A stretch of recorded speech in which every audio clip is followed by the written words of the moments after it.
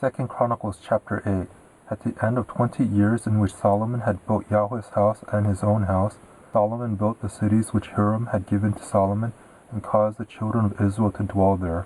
Solomon went to Hamath-zobah and prevailed against it. He built Tadmor in the wilderness, and all the storage cities which he built in Hamath. Also he built Beth-horon the upper, and Beth-horon the lower, fortified cities, with walls, gates, and bars, in Baalath, and all the storage cities that Solomon had, and all the cities for his chariots, the cities for his horsemen, and all that Solomon desired to build for his pleasure in Jerusalem and Lebanon, and all the land of his dominion. As for all the people who were left of the Hittites, the Amorites, the Perizzites, the Hivites, and the Jebusites, who were not of Israel, of their children who were left after them in the land, whom the children of Israel didn't consume, of them Solomon conscripted forced labor to this day. But of the children of Israel Solomon made no servants for his work, for they were men of war, the chief of his captains, and rulers of his chariots and of his horsemen.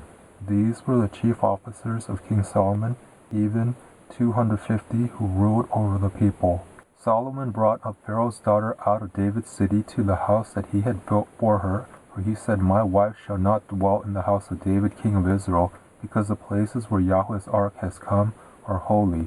Then Solomon offered burnt offerings to Yahweh on Yahweh's altar, which he had built before the porch, even as the duty of every day required, offering according to the commandment of Moses, on the Sabbaths, on the new moons, and on the set feasts, 3 times per year during the feast of unleavened bread, during the feast of weeks, and during the feast of tents. He appointed according to the ordinance of David his father, the divisions of the priests to their service, and the Levites to their offices, to praise and to minister before the priests, as the duty of every day required, doorkeepers also by their divisions at every gate. For David the man of Elohim had so commanded. They didn't depart from the commandment of the king to the priests and the Levites concerning any matter, or concerning the treasures. Now all the work of Solomon was prepared from the day of the foundation of Yahweh's house until it was finished. So Yahweh's house was completed. And Solomon went to Ezion-Geber and to Elath on the sea shore in the land of Edom.